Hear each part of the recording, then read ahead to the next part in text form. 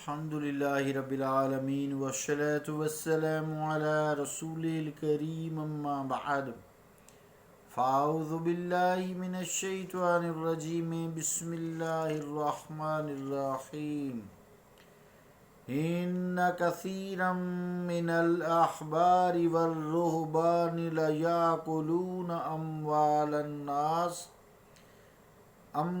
الناس بالباطل ويصدون عن سبيل الله صدق اللہ العظیم۔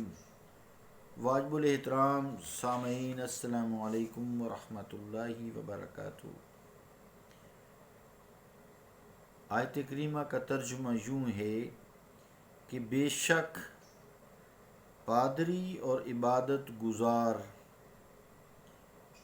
لوگوں کا مال باطل طریقے سے کھاتے ہیں اور انہیں اللہ کے راستے سے روک دیتے ہیں۔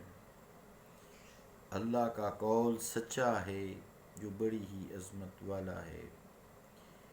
اس آیت کا ترجمہ جو پرویز صاحب نے کیا ہے، ان کے الفاظ یوں ہیں: علماء و مشائخ کی اکثریت کا یہ عالم ہے کہ وہ لوگوں کا مال ناجائز طریقے سے کھاتے ہیں اور بجائے اس کے کہ خدا کی طرف جانے والے راستہ پر چلائیں، الٹے ان کی راہ میں روک بن کر کھڑے ہو جاتے ہیں۔ مطالب الفرقان از غلام احمد پرویز، جلد دوم، پیج 221، مطبوعہ لاہور۔ یہ پرویز صاحب نے دین اسلام کے علماء و مشائخ کو بدنام کرنے کے لیے اور لوگوں کے دلوں میں اللہ تعالیٰ نے جو ان کی عقیدت پیدا کی ہے، عزت پیدا کی ہے، اس کو گھٹانے کے لیے ایسا ترجمہ کیا ہے۔ پھر خانقاہی نظام کا کل میں نے تذکرہ کیا تھا۔ ایک عام فہم کا شخص بھی غور و فکر کر سکتا ہے کہ کیا یہ جو حضرت داتا گنج بخش المعروف حضرت داتا گنج بخش علی حجویری رحمۃ اللہ علیہ، سید عبدالقادر جیلانی رحمۃ اللہ علیہ، خواجہ معین الدین چشتی رحمۃ اللہ علیہ، خواجہ بہاؤالدین نقش بند رحمۃ اللہ علیہ، حضرت بہاؤالدین سہروردی ملتانی رحمۃ اللہ علیہ، کیا ایسے کام کرتے رہے ہیں؟ بہت سارے ان گنت، پیر میرلی شاہ صاحب رحمۃ اللہ علیہ، گل رشیف والے، یا موجودہ دور میں بے شک ایسے پائے کی ہستیاں بہت کم رہ گئی ہیں، یہ بات سچی ہے۔ تو کیا جو گزر چکے ایسے اکابر مشائخ جو بیک وقت شیخ بھی تھے اور علماء خیر بھی تھے، کیا کوئی شخص ان سے توقع یہ کر سکتا ہے انہوں نے کسی کا مال لوٹا ہو؟ استغفر اللہ، معاذ اللہ، یہ محض افطرا بازی ہے، جھوٹی تہمت ہے، یا پیری فقیری کے چکر میں انہوں نے لوگوں کو گمراہ کیا ہو۔ استغفر اللہ، استغفر اللہ۔ آج کل کے یہ ہم مانیں گے کہ بعض جعلی اور جاہل پیر ہیں، وہ آپ کو میڈیا پہ بھی نظر آتے ہیں، بڑی تشہیر کرتے ہیں، انہوں نے اس کام کو، پیری فقیری کو، ایک انڈسٹری بنا رکھا ہے، ذریعہ معاش بنا رکھا ہے، اور دین کو وہ روزگار کے طور پر استعمال کرتے ہیں۔ ہم ان کی بات نہیں کرتے، یہ ذہن میں رکھیں۔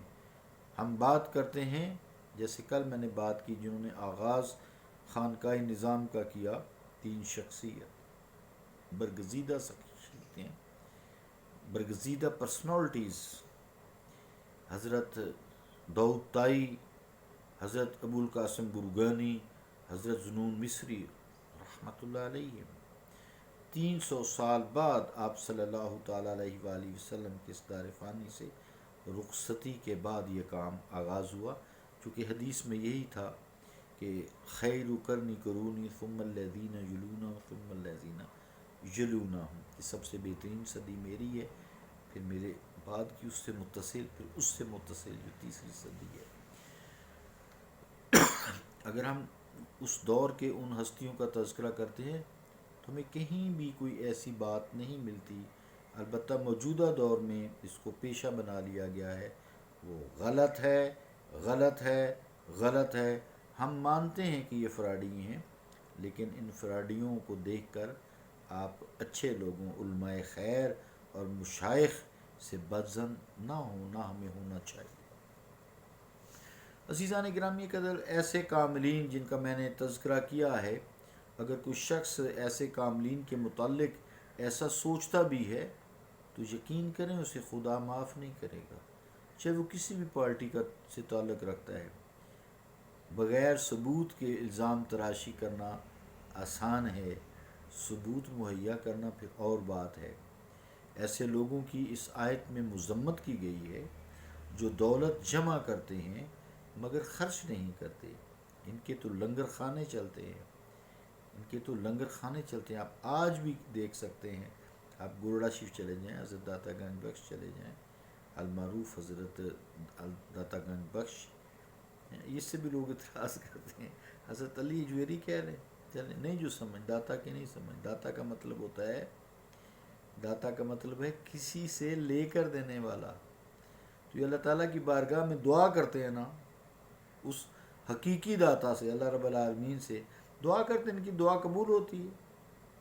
جب دعا قبول ہوتی ہے تو اللہ تعالیٰ دے دیتے ہیں، تو اللہ سے لے کر دیا نا، پھر تو مجازی داتا ہو گئے۔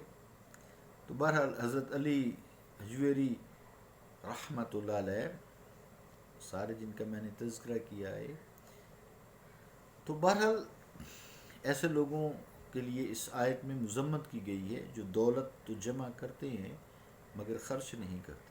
آج بھی آپ دیکھیں، صدیاں بیت گئی ہیں، 1100 سال ہو گئے ہیں حضرت علی اجویری رحمۃ اللہ علیہ کو۔ آج بھی دیکھیں وہاں محکمہ اوقاف، داتا دربار اسپتال، ان کی ادھر سے آمدن سے چلتا ہے، کیونکہ ان کے پیچھے اولادیں بھی کوئی نہیں ہیں، تو کتنا خرچ ہوتا ہے غربا پر، لنگر شریف چل رہا ہے، تو یہ کوئی جمع تھوڑی کرتے ہیں، یہ تو مرنے کے بعد بھی ان کے آپ سسٹم دیکھ لیں۔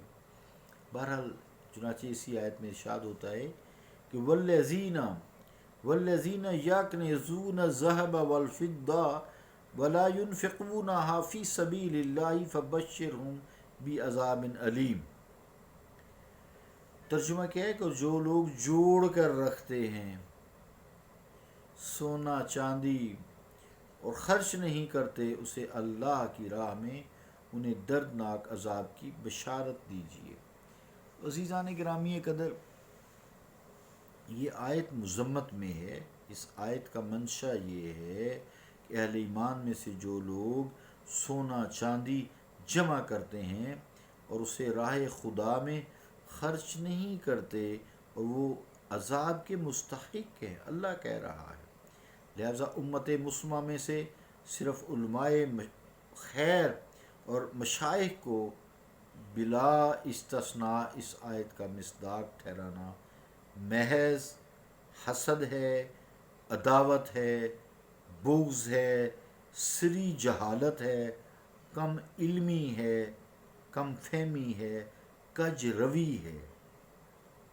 اس لیے قرآن مجید میں بھی والذین فرما دیا گیا ہے، والذین، اور وہ لوگ مستثنیٰ قرار دیا نا، جو ایسا کام نہیں کرتے وہ مستثنیٰ ہیں، جو ایسا کرتے ہیں وہ قابل مذمت ہیں۔